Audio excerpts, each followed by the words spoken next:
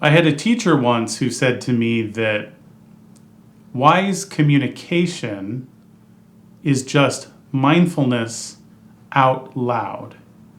And mindfulness is about the truth. And that's always stuck with me. This idea that wise speech or ways of communicating is somehow a reflection of truth, and that mindfulness is a way in which we access truth. Now, as creative people, artists, musicians, etc., we're all about communication.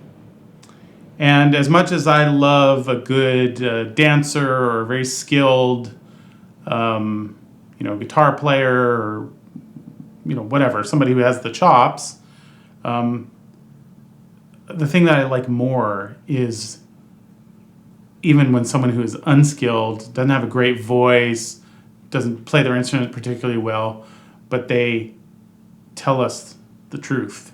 They have some deep willingness to communicate authentically what's true about their life. I think about when I think about authenticity in art or truth telling in art, I think about this guy David Rakoff. David Rakoff was a writer. Often his stuff was funny. You would hear him on what's the show? This American Life on NPR. And towards the end of his life, when he was struggling with cancer, he did a live taping of a This American Life show.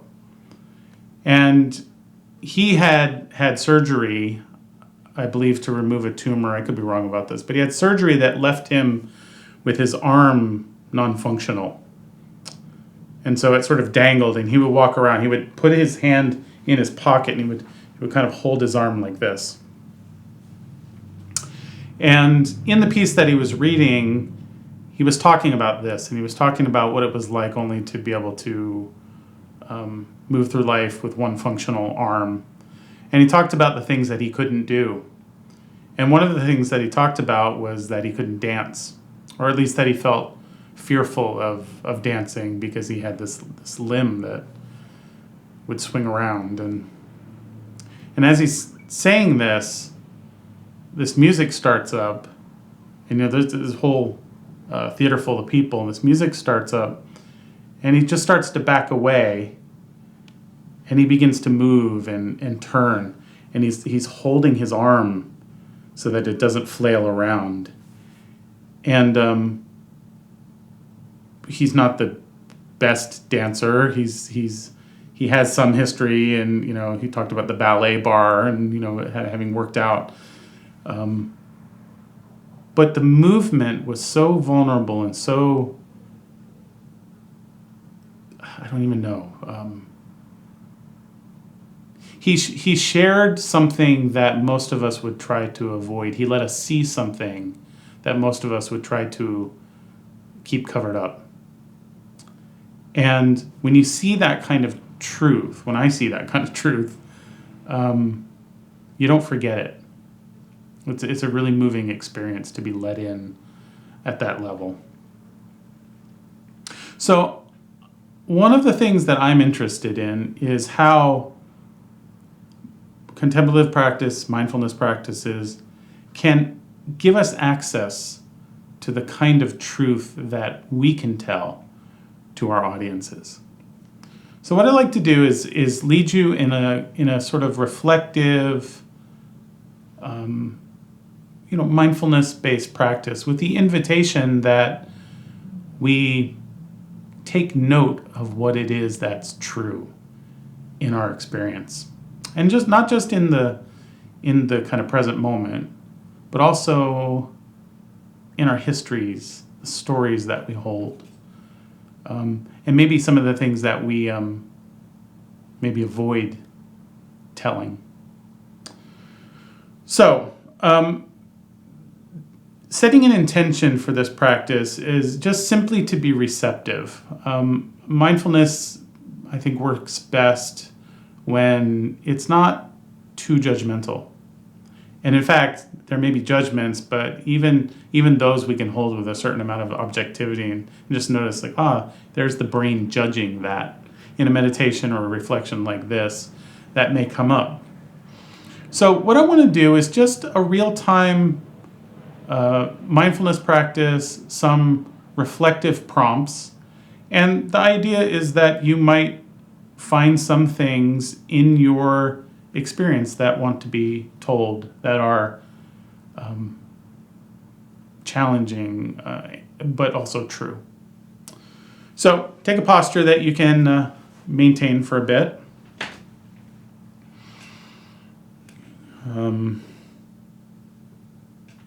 I think the main thing with the posture is just to have some kind of stability so that you can sort of let go of the shoulders and the head and the face, not the head, but the tension held in the head and the neck, shoulders, chest, belly, legs, feet.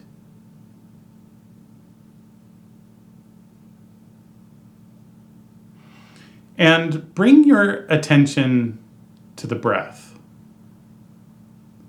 Without manipulating it in any way, just notice what it's like. Notice what's true about your breath. And by the way, don't overestimate the amount of insight that can come with a simple observation of something like this biological experience of the breath. There's a lot contained in it. So just notice what's true about your breath.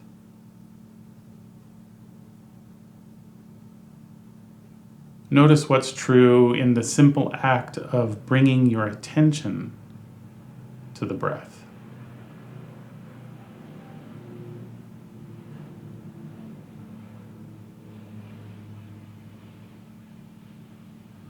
Does your breath feel sort of loose and free? Does it feel constrained? Are your breaths short or long?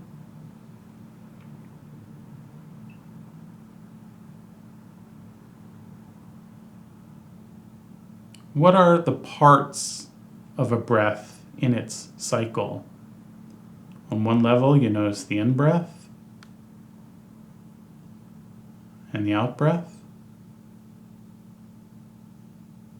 But then you can also notice the pauses between the in-breath and the out-breath. All of a sudden we have 4 parts.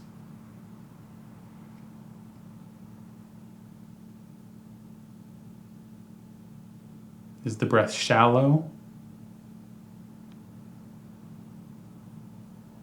Is it deep?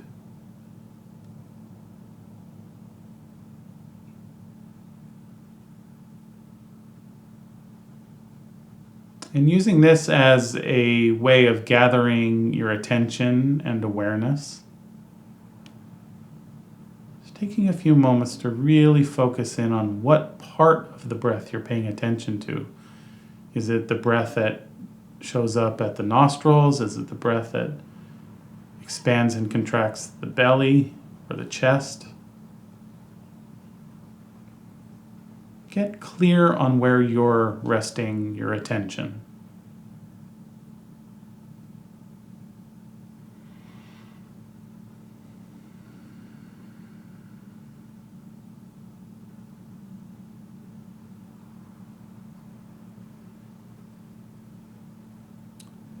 One thing you might notice about the breath is just how important it is. Its import is one of the things that's true. Life begins with a breath. It ends when the breath stops.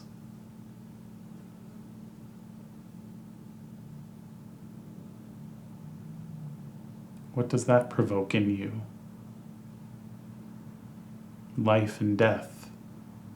What is true for you in your relationship to those big existential concepts?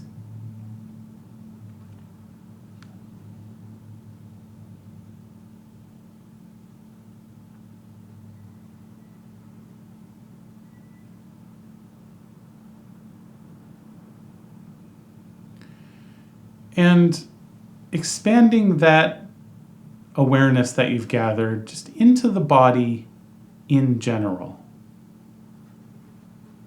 What is it like to be embodied in this particular form?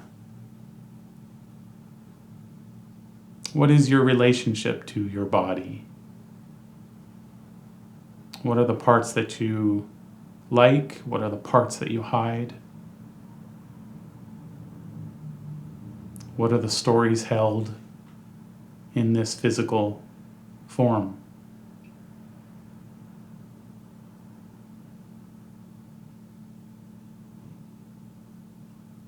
What's true about your relationship to your body? Is it generally pleasant to be in the body?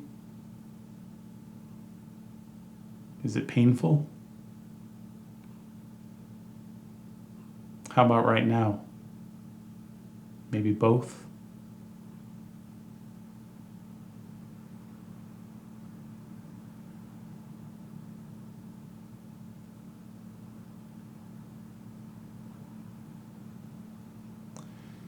And what about your emotional heart? Our emotions are known to us through the body. What's true about the emotional content of this moment? Is there anxiety? Is there sadness? How are those emotions known to you? A tightness in the chest, excitement in the belly, sadness behind the eyes. Just notice what's true without judgment, being receptive, open. There's so much happens in the body.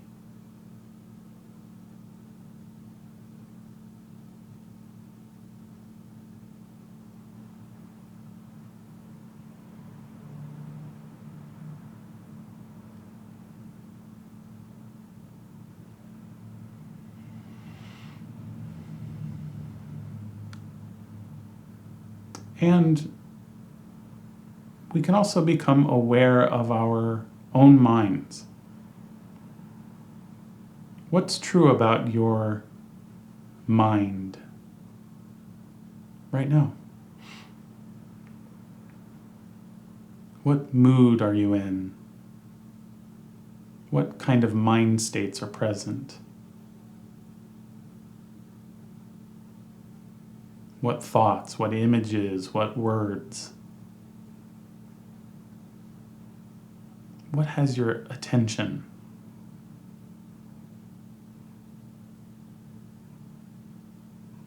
What memories move through?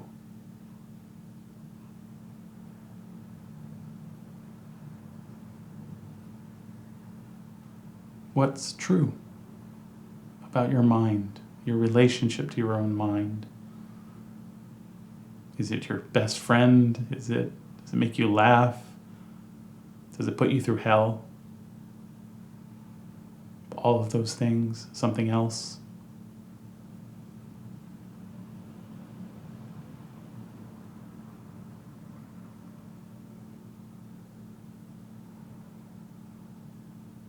And connected to the mind is that sense of self. What does that mean to you? Who do you think you are? What do other people project onto you? Who do they think you are? What are the conflicting parts of you? Whitman said we contain multitudes. How many of you, how many selves are there?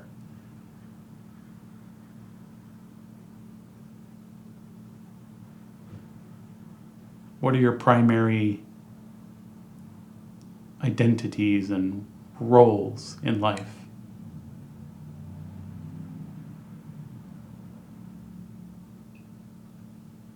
What's true?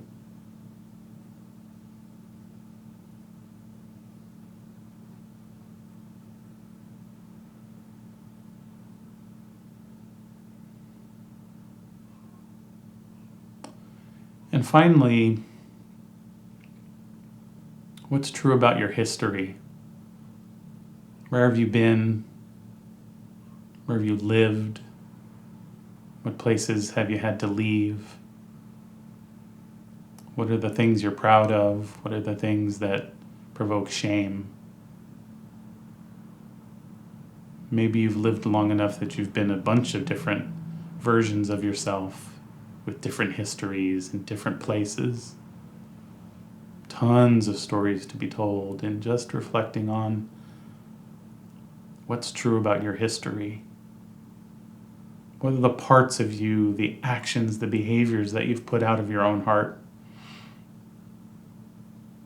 What parts do you lead with? What stories do you tell readily about your history? What else is there if you don't tell the story you always tell?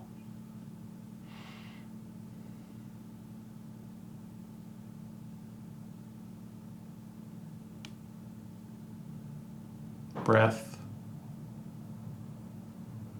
body, heart, mind, identity, history.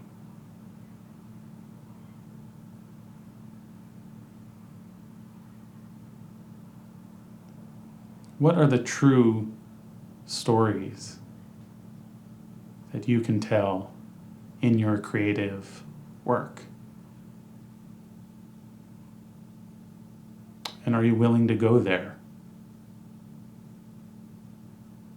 Are you willing to hold your arm and dance anyway?